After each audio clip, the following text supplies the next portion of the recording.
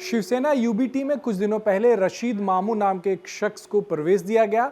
इसको लेकर उनकी ही पार्टी में इसका विरोध हो रहा है, लेकिन साथ ही विपक्ष भी हमले कर रहा है। उद्धव ठाकरे पर हमला कर रहा है, शिवसेना यूबीटी पर हमला कर रहा है। इस पर बात करने के इस वक्त हमारे साथ भारतीय जनता पार्टी के मुंबई के अध्यक्ष अमित साटम है। रशीद मामू शिवसेना यूबीटी में दाखिल हो चुका है, उस पर गंभीर आरोप हैं। अमित जी, रशीद मामू जिसके ऊपर हिंदुओं के ऊपर हमला करना, हिंदुओं के ऊपर हमला करते समय पाकिस्तान जिंदाबाद की घोषणाएं देना, इसके केसेस जिसके ऊपर है, ऐसे रशीद मामू को उद्धव ठाकरे ने अपनी पार्टी में प्रवेश दिया है।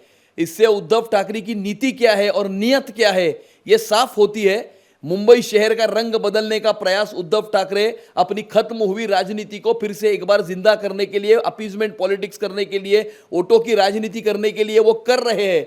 क्योंकि अभी मराठी आदमी इनसे दूर जा चुका है, अभी इनसे बाण जो है वो दूर जा चुका है, इनके साथ में अभी खाली खान बचा है।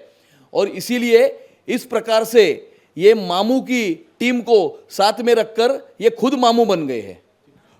उनके पार्टी में भी इसका विरोध हो रहा है। चंद्रकांत खैरे जो उनके पुराने नेता हैं, वरिष्ठ नेता हैं, वो लगातार विरोध के स्वर जो है वो तेज कर रहे हैं और कह रहे हैं कि उनके ही मोर्चे पर इस मामू ने पथराव किया था। इन्होंने जो नीति पिछले कुछ वर्षों से 2019 से अपनाई है, उद्धव ठाकरे ने हिंदू हृदय सम्राट शिवसेना प्रमुख बाला साहब ठाकरे के हिंदुत्व के विचारों को छोड़कर कांग्रेस एनसीपी के साथ ये गए। उसके बाद में इस पूरे देश में 1947 के बाद कभी नहीं हुआ ऐसा, जब एक व्यक्ति मुख्यमंत्री के पद पर बैठा है तभी उसके 90% एमएलए जो है, विधायक जो है, उसको छोड़कर, सत्ता को लात मारकर उन्हें पार्टी से बाहर निकाल देते हैं। यह हिंदुस्तान की राजनीति में एक ऐसा उदाहरण है जिससे 90% पार्टी ने उद्धव ठाकरे को अपनी पार्टी से बाहर निकाल दिया और एकनाथ शिंदे जी को अपना नेता चुना शिवसेना का। तो ये परिस्थिति, हिंदुत्व इन्होंने छोड़ा, इसीलिए इनकी ये परिस्थिति निर्माण हुई है। अभी जो 10% लोग जो इनके साथ में बचे हैं वो भी ये मामू की नीति के कारण इनको छोड़ के जाने वाले हैं। रशीद मामू के आने से उनके क्या वोट बैंक में फर्क पड़ेगा? क्योंकि पिछले कुछ चुनावों में देखा कि मुस्लिम वर्ग जो है वो शिवसेना यूबीटी की तरफ अट्रैक्ट हुआ है, वो उनको वोट कर रहा है। तो क्या उसी वोट बैंक को स्ट्रेंथन करने के लिए, मजबूत करने के लिए रशीद मामू की एंट्री? क्योंकि अभी इनके पास में दूसरा कोई बचा ही नहीं है। हिंदुत्व को छोड़ने के कारण से मराठी पूरा वर्ग जो है वो इनको छोड़कर गया है, वो पूरा इनसे बिखर चुका है। अभी 2% भी मराठी इनके साथ में बचे नहीं है और इसीलिए अपनी खत्म हुई राजनीति को फिर से एक बार जिंदा करने के लिए अपनी एक नई वोट बैंक तैयार करने की कोशिश कर रहे हैं।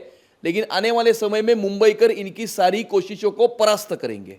वारिस पठान ने कहा कि बुर्काधारी भी मुंबई की मेयर बन सकती है। इस प्रकार से समाज और देश को विभाजित करने वाले बयान करना, ये वारिस पठान और उनकी पार्टी के लोगों की ये खासियत है। इससे यह साफ जाहिर होता है कि जिस प्रकार से दुनिया के दूसरे अंतर्राष्ट्रीय शहरों में वातावरण बदल चुका है, रंग बदल चुका है, उस प्रकार की कोशिशें मुंबई में भी ये होने जा रही है। और इसीलिए आने वाले समय में भारतीय जनता पार्टी और महायुति इन सारी समाज विरोधी, देश विरोधी, आतंकवादी ताकतों को परास्त करने के लिए मैदान में उतरेगी। आखिरी सवाल एनसीपी को लेकर, आप मुंबई में उनके साथ चुनाव नहीं लड़ रहे हैं। एनसीपी अजीत पवार जो हैं, जो आपके पार्टनर हैं, वो शरद पवार के साथ जाके पुणे, पिंपरी चिंचवड़ में चुनाव लड़ रहे हैं। यह महायुति में क्या चल रहा है? क्या महायुति कमजोर हो रही है? देखो, चुनाव आते हैं, चुनाव जाते हैं। भारतीय जनता पार्टी का कार्यकर्ता सत्ता के स्थान को या अधिकारी के पद को प्राप्त करने के लिए काम नहीं करता।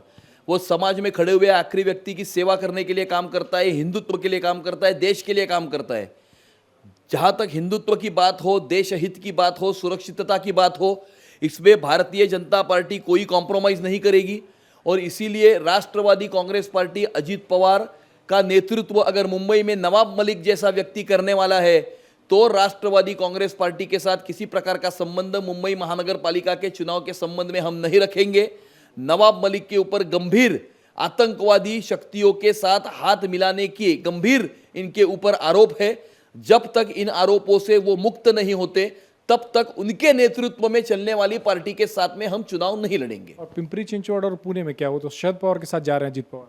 वो वहां का क्या लोकल इक्वेशन है, वो उसके बारे में हम जानकारी लेकर बात करेंगे। चलिए, बहुत बहुत शुक्रिया। तो अमित साटम थे जो बता रहे थे कि जो कोशिशें हो रही हैं उद्धव ठाकरे के द्वारा या उनकी पार्टी के द्वारा कि मुस्लिम वर्ग को साथ में ले जाए, और यही वजह है कि रशीद मामू जैसे लोगों को पार्टी में एंट्री दी जा रही है। कैमरा मिलन सालवे के साथ राजेश कुमार, इंडिया टीवी, मुंबई।